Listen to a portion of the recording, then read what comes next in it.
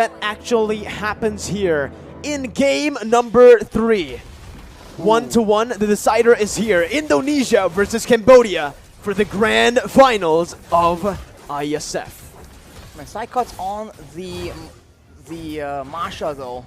This is quite interesting. We have to see how oppressive exactly can he get with it. But the jungle clear, as we can see, this Leomord is very deadly. And early on in the previous game, we saw that Cambodia was able to secure a kill just using the early base damage. And now Dreams is just trying to be an absolute nuisance, trying to make sure that Lutu takes a longer time clearing or even stealing it away. Yeah, but Lutu will still be able to clear it out. Has the Demon Slayer as well. You can see that the Leomord Taz is already invading the enemy jungle quite early on, trying to steal away some of the creeps here as Lutu has actually opted to go for the Lethal Wanderer. No mid-control for Indonesia. This might be risky, but Taz gets out in time, getting a level lead on Lutu right now, and proceeds to go over to his own jungle to full clear. In the early game, it's never big moments for the most part, right? I think it comes down to the smaller exchanges, the small goal differences, and now they're just going aggressively, but ooh, very scary because Dreams was in the wings. And again, it's just a very balanced contest of wave clear and ganking potential, and neither team has had a lead just yet. Both teams are still playing it a bit passively, right? Both roamers are rotating across the map as well.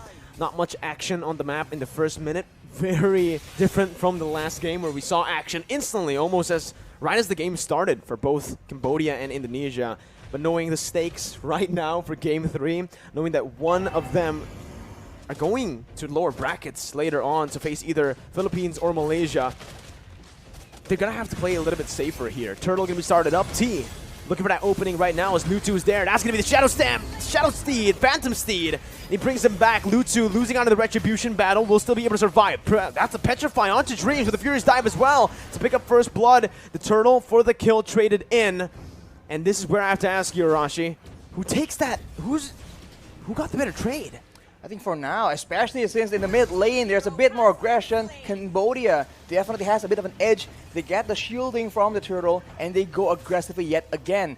Indonesia now needs to be very, very careful. They have tools to protect their carries, but if they let Cambodia gain too much momentum, that is a very dangerous mid-game that they are looking at right now. Especially, as we mentioned, if the Lolita can set up, if T can make those plays happen, that is definitely something that Indonesia wants to avoid in order for them to be able to shut down OP in this bottom side. Brands was taken out, so now it really leans in favor of the Cambodians. Well, Deja's going to be caught as well, though, in the real-world manipulation. Instantly taken down as well with the damage coming in from Taz on that Phantom Steed. It's 1-2 on the scoreboard. Again, that neutral objective did go to the hands of Indonesia as they're looking to use this Phantom Steed towards that top side. Taz has to be careful. Will be able to steal it for a bit, but just decides to back off. Again, both teams, knowing the stakes, will choose to play it a bit more passively here in the third game. Indonesia has not been having a lot of time to shut down OP. They're moving right now, but you can see that the pressure game is much, much different. Cambodia is actually matching Indonesia in the wave clear department, and that means that Indonesia cannot outmaneuver, at least not as much, the members of the Cambodian side, at least for now. With some items coming in, maybe the difference in skills will actually make that a possibility. So far, 4 minutes in, again, not much action on the map. It comes down to, the slow games come down to those little wins, Arashi, like you mentioned, to set up for that mid stage, because every little win is going to be building up constantly for both of these teams. And I think both of the teams have been doing a pretty stellar job. Cambodia with more wave control, though, in that gold lane. We'll have a bit more to say around this Turtle. That's a brilliant Numenon Blast, but the Phantom Steed is there to respawn. That's a Black Dragon form as well. Taz trying to steal it, but finally losing out in the Retribution battle, giving it over towards Cambodia. And Taz as well will lose his life. So Cambodia took a 2-for-0. It's a 2-for-0, and they didn't even bring side cuts into the equation. He is on the top side. Boom was the only one maneuvering down, and boom, he has made an impact. The Black Dragon form is just so annoying, so oppressive in those objective takes, and Indonesia, they lose out there, but can the advantage side cut is getting in the EXP lane later on make a difference? Is this the investment they are making in the early game to maybe play a split push gameplay instead? 4-man gank around that gold lane. Dreams. That's a circling eagle stolen away from Deja. Doing a good job at zoning the Indonesian members here away from that tier 1. Whoa. For OP to take a good siege and a good rotation from Cambodia to pick that up. You can see, like you mentioned, Indonesia are looking to trade up in that XP lane, but up against the Yuzong, it's really difficult to do. It's a very sustainable hero that has a Petrify. Now that he is 2 kills ahead as well with that Black Dragon form, it really feels like he's unkillable unless Indonesia throws more than... unless they bring 4 people up to the XP lane. Even with 3, as you mentioned, Mikro, it's going to be a bit of a stretch. But of course, Indonesia, if they do go for that, they'll have some preparations in place. But now they're going for that mid lane play instead. T still soaking in all the damage there. Does a good job to help Deja to disengage. And Indonesia so far, every little rotation that they've been trying to do, every single catch they've been trying to look for, hasn't really worked out in favor for them. It's been Cambodia with the more efficient roams, more efficient rotations across the map. It seems like Indonesia wants to be as aggressive, but without the Kadita they had in game number 2, without 2 Petrifies, because Psychots is not on that Yuzong. They just are struggling to find the right pickoffs, and they need to rely on these neutral objective fights. But even there, it seems like Cambodia is 1 step ahead. They will take a free turtle yet again. Perhaps Indonesia is waiting for more items, more of a power spike. They are a team with experience, and they have shown to actually be prioritizing that EXP lane yet again. Psychots able to take out that turret, but will that be enough? Will that be worth it? We'll see here as Cambodia are trying their best to siege down that mid lane. Good rotations from Taz, moving over from his orange buff right to that mid lane to help out the other members on the team. But right now, like you mentioned, that's the wise choice by Indonesia, looking to trade instead of contesting for the neutral objectives, which is definitely going to be favoring Cambodia here in the mid stage of the game. For Indonesia, again, they need to wait for Brands and Hijumet to get those item power spikes, and unfortunately for Indonesia, it does take a bit longer for them to get those power spikes. And you can see, with Windtalker built up by the Iritha, working on that Berserker's Fury next. Meanwhile, for the Beatrix, just that BODs, technically enough. He can go for something like a Haas Claws now, or even a Wind of Nature, and he does a lot of damage already. I think later on, OP is going to go for more of a burst damage build instead of a DPS build. But as we talk about that, that's an engage by Taz. Phantom Steed by Taz right now, as that's a circling eagle onto T. No one targeting the back line right now, as OP is still able to kite back. OP taken very low. Brand's looking for the play, but it's going to be OP who hits him back. Lutu caught in the real world manipulation as Dreams falls to the hands of Deja. Cambodia here, still. It's a 1-for-1 trade, and it's both of the roamers, so it's still a stalemate for both of these teams in the trades even.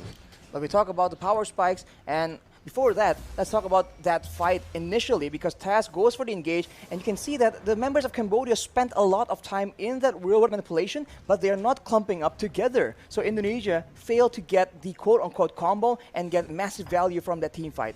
Oh, now we have a bit of a technical pause, though. So we have a bit of a moment to talk about what's going to happen, because for Indonesia, we've seen that they have a great grasp of their power spikes, and Hijume, he is rushing for that glowing wand. No enchanted talisman, he wants to be able to dish out the damage, to be a real deterrent, to ensure that the tankier members, the Yuzong from the side of Cambodia, will not be able to just shrug off that damage, because it will be percentage HP. Agreed. You know, if you take a look at Cambodia again, how they're able to play in these skirmishes, even though Indonesia were the ones to start it, right? The front line for Cambodia is just so visible, and so far it's been so impactful for them. As you can see, again, I'll re-mention again the compositions for Indonesia, where they are actually looking to dive, right? The Masha, the Leomord, with the Irithon, the Mathilda. It can kite back, but it's centered mostly on just diving and breaking that front line, that front to back that Cambodia have really built for themselves here with their composition. Now the thing is, with the Yuzong and obviously with the Lolita, it's just so hard to penetrate towards that back line. When Brands did that, when Brands was able to jump in with Dreams, he had to sacrifice Dreams for what? Just the Lolita, right? Soaks in so much damage, and in the end, even though OP was low, the help of Deja on that Valentina, it was enough of a threat to push Brands back away. Later on, though, I do feel like Irithel and Beatrix in the ultra late game, I think Airtel has a bit of an advantage, and with the range difference, right? Of course, Deja can match it with the IMU, but for the most part, Hijume will also be able to actually do a lot more poke damage and pressure Cambodia into unfavorable exchanges. The Masha as well later on will be much tankier, much more so compared to Boom, and maybe excel in the 1v1 as well. So I think the later the game goes, the more options Indonesia have to actually play around with, provided that they don't let Cambodia just pull away from them as far as gold difference is concerned. The gold difference is sitting at a 1,000. It's a 1,000 gold lead for Cambodia currently. It's not that big of a difference, but Exactly. I think it's the XP, right? That's right now dictating the match. OP is one level ahead of Brands, therefore dealing a bit more damage than him. And again, it comes down to those power spikes, which OP is able to reach a bit faster than Brands. Level 11. Level 11 also has that BOD. I think it was building towards something else there, either the Wind of Nature or the Haas Claws. But now it's, again, just both of the teams dancing around the neutral objectives. Meanwhile, though, Psychots really with a very aggressive movement to cut the wave under the base turret over there. This will definitely give the upper edge towards Indonesia when it comes down to that wave control and pressure. And you can see Cambodia with the movement already. Lutsu forced to go towards that bottom lane, and he is the jungler. This gives Indonesia so much base, and they are going to commit onto it, knowing that Lutsu is down below. Boom jumps in with Black Dragon form. That's the Numeron Blast, not connecting anyone, but it's the Petrify by Boom, connecting onto 3. No more follow-up. Brand's going to be caught there, and that's going to be a lot of damage placed onto with the Circling Eagle as well. Deja stopping him in his tracks as Psychons jumps in with the help of Dreams to find OP. Both of the gold laners, both of the marksmen taken down. Hijume looking for that kite back with his items and with the utility he has. Good slowdown. And again, it's just a 1-for-1, an incredibly close game for both Cambodia and Indonesia. They trade gold leaders right now, but without that gold lane, we talked about Cambodia's reliance on having OP as the hero of the game right now. That means Indonesia has a lot more of an advantage. They are going for the Lord again, and they're going for a fight where the AoE can actually swing tides in their favor. Brands is going to reach this Lord pit a bit faster. Real world inflation locking Boom down for the Phantom Steed to deal as much damage as possible. Brands finally rejoining the team. That's another Phantom Steed over by Lutsu, by Deja, who's able to jump in. Lutsu coming in, enabling the rest of the team to deal out that damage. A 1-for-2 now. It's still favoring Indonesia. Lutsu and Boom taken down for Taz. The Lord is not going to be committed on right now. Indonesia decided to just go for that mid lane. T trying his best to defend this, but it won't work out for him in the long run. The Circling Eagle might actually be able to take him down here with the help of the other members, but T will be able to get out. The Indonesian members opted to just go for the turret. And all that was just for a turret. This game is getting, like you mentioned, intense from the future, man. It's going to be very much intense, even more so later on, especially for Cambodia. They are starting to lose their grasp on the game, especially with Indonesia's control over the neutral objectives. With that Masha split pushing as well, we've talked about this. Cambodia have a bit more of a combo situation. Indonesia have a lot more options to play around with. They can use the Leomord and the Masha defensively, and they have security. They have the Matilda's Guiding Wind to try and save their main carries as well. Cambodia does not have the same kind of luxury. No, they don't, right? I think now they need to start prioritizing OP again, because in the last few fights, they have been able to find Brands, but without the help of OP, it does feel like they will lack more, well, they will lack that sustainable damage. Boom with the Black Dragon form, Circling Eagle by Dreams, a bit too aggressive there, but the Numeron Blast now is going to be chain in, channeled in. Deja jumping on Hijume, who's still able to kite away, but not for long as he gets taken down by Boom. Brands with the Wind of Nature dealing a lot of damage and sustaining back up again, as that's so much on that back line. Taz is hunting, sniffing out, and he gets it onto OP. A brilliant read by Taz to find that double and to get Indonesia a 3-for-2 trade. It's a very close game, man. Indonesia are winning these skirmishes, but only by about 1 kill each fight. But they keep repeating the same thing again and again. They have no urgency to take this Lord. They keep using it to bait the members of Cambodia into fights that they don't really want, that they can't really take. And it has been working so far, and eventually now they can get a free Lord, completely uncontested. And this is the beginning of the comeback for Indonesia, if they are able to maintain that discipline. Discipline is the name of the game, and on that note, we will take a bit of a break because there is a technical pause. I think it comes down to the team fight execution, Arashi, there. You could see that for Indonesia, like we mentioned earlier on, the problem that they had to face was that front line not breaking. Yep. The Martis, the Valentina even acting as a frontliner with the help of, obviously, the Yuzong. But in that fight there, they were able to split these members across different positions, and with their composition, it works. You know, this is what their composition was made for, to dive and to isolate the members, taking them down one by one simultaneously. I think that is where Irithel excels as well, because you can be a lot more mobile and you're not really as vulnerable as all the other gold laners. In that fight though, Hijime was dangerously close to getting picked off. He was using his real world manipulation right on the tip of the Numenon blast range. He flickered out of danger there, but that could have easily gone south for the Indonesians.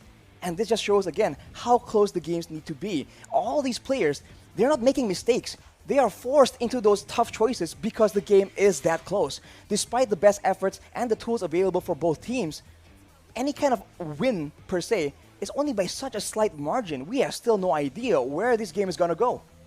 It's crazy to see how both teams are playing right now, out of their minds. And after every skirmish, it's usually just either equal trades or one advantage in the trades for one of the teams, right? We saw a 2-for-1 for Indonesia. We also saw a 2-for-1 for Cambodia. Then, obviously, a lot of 2-for-2s, 1-for-1s here and there, back and forth with the trades for the turtle to the turrets. In the end, we are looking at Indonesia now with a pretty significant trade. They were able to get a 3-for-2. On top of that, the Lord as well. So, makes it a 4-for-2, as they are going to be able to finally push their lead, right? Because both teams so far, I think, have been just going back and forth with that gold lead. 1,000 over to Cambodia, 1,000 over Indonesia. Not really a sustainable gold lead for such a long time in this game. I think of 13 minutes of gameplay, and it's been back and forth completely up until this moment. And now it comes down to how Cambodia fights from behind.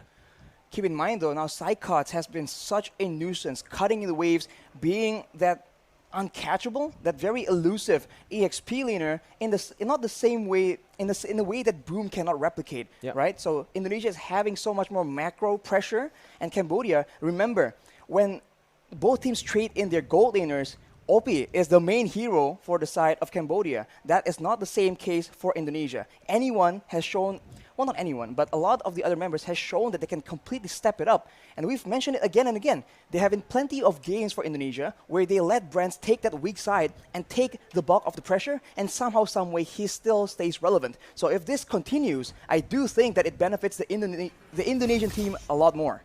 I think it comes down to, again, Arashi, that wave control, right? The side lane control in the later stage of the game. Cambodia have been...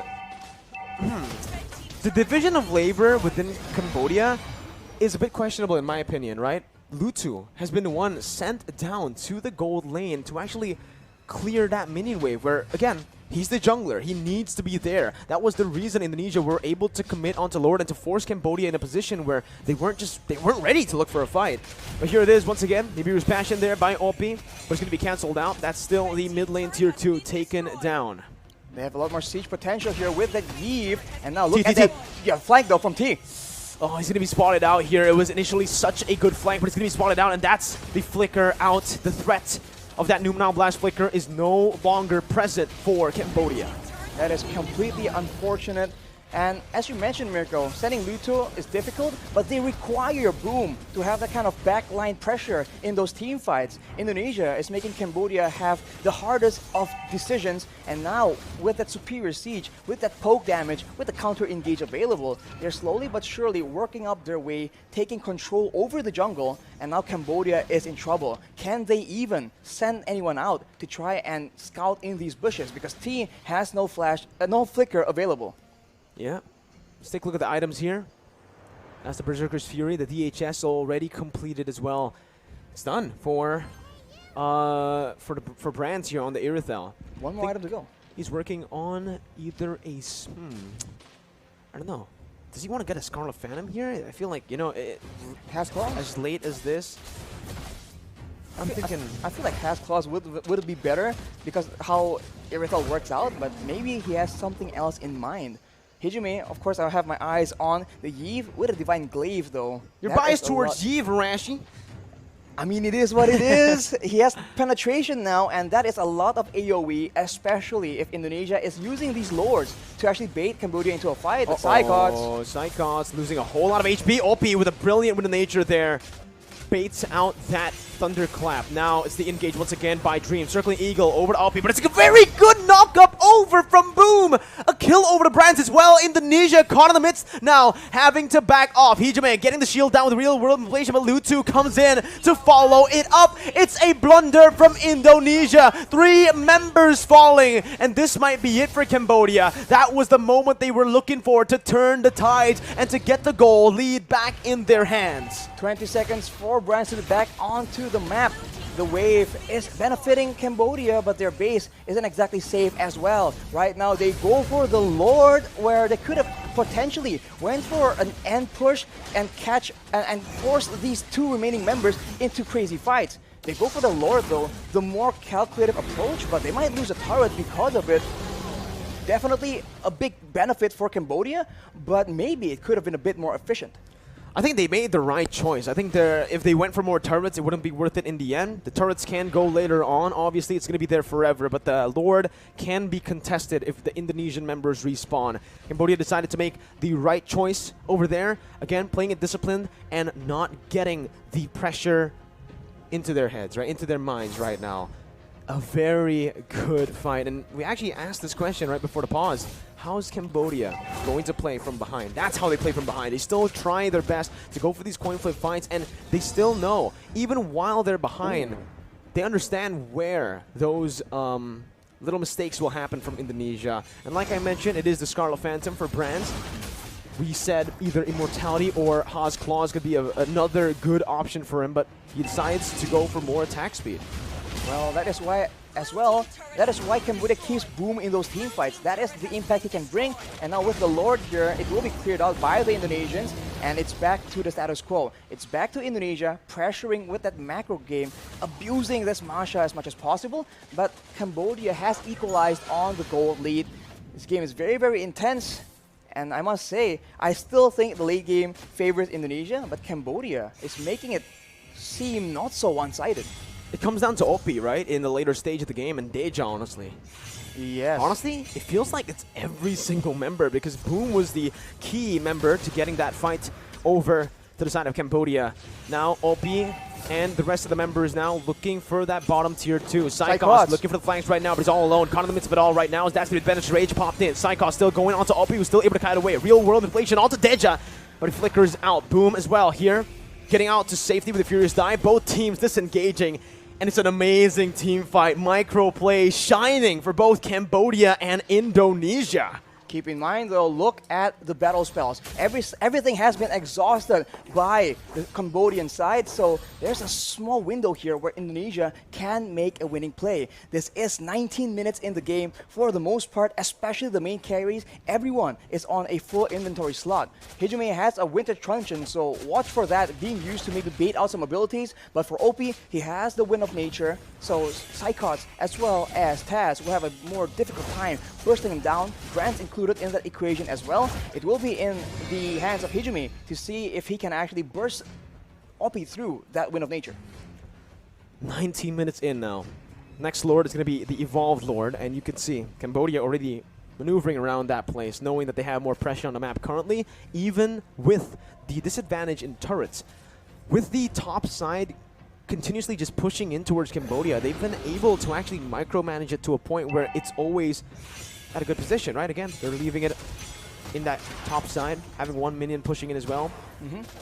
Well, Luto has the Cursed Helmet right now, but Taz has built a Blade of Despair. Brands has switched over to a Has Claws, as we mentioned, so he won't be easily or as easily bursted down in these fights. That is how the Irithel usually operates, but Cambodians are pressuring for the Lord. They might just commit to it. Psychons is looking for that split push here. This is the moment right now as Boom jumps in with the Black Dragon form. Going to be taken very low as Dreams does the same thing. Psychons on the base already right now, looking for that split push, looking for the back door. Boom going to be taken down. That's the Immortality popped in. Psychons still looking for the play as T is going to be losing his Immortality as well. Boom taken very low. Taz looking for the Phantom Steed, gets the kill. T as well, falling 2-4-0. Psychons manages to distract the other members as well, and Cambodia with the Lord won't be able to do much. It's a 2-0 for Indonesia, and with all the waves in that top lane, the bottom lane, and even in the mid lane pushing into Cambodia, it feels like Cambodia are the ones now at a disadvantageous position. You have to ask the question again, is it worth going for the Lord, trading it for the lives of your members? The longer the game goes, the longer these death timers will be for both these teams, and that must be something you need to calculate. If you take the Lord and lose 2, you might just be at a disadvantage. Indonesia is making Cambodia pay for that Lord take. They're going for the play. The damage onto Opie with real world manipulation, forcing the flicker out. Lutu trying to cancel it out, but will lose his life in the process right now as everybody goes for the base, and it might just be it. Indonesia manages to come back, reverse sweeping Cambodia, and going to the grand finals of Iesf. Indonesia got it done. My God. Cambodia made it so difficult. It was